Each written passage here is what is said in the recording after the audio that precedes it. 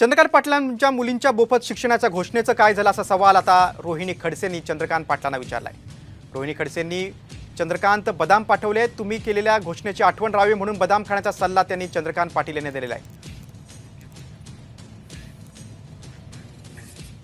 आपण स्वतः जी घोषणा केलेली आहे त्या घोषणेच्या माध्यमातून आता मुलींच्या ॲडमिशनला सुरुवात झालेली आहे आणि माझ्या सगळ्या मुली आशेने सरकारकडे बघतायत की तो लवकरात लवकर शासन आदेश निर्गमित व्हावा आणि आम्हाला उच्च शिक्षण हे मोफत केलं जावं, त्याची आम्ही वाट बघतोय। दादा, ह्या बदाम आपण खाव्यात आणि आपण दिलेल्या घोषणेची आठवण करावी एवढीच आमची माफक आपल्याकडनं अपेक्षा आहे।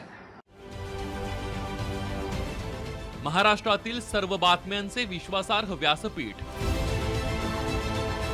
सकाळच्या सर्व सोशल मीडिया प्लॅटफॉर्मला लाईक, फॉलो आणि सबस्क्राईब करा। तसंच सर्व नोटिफिकेशनसाठी बेल आयकॉन प्रेस करायला विसरू नका।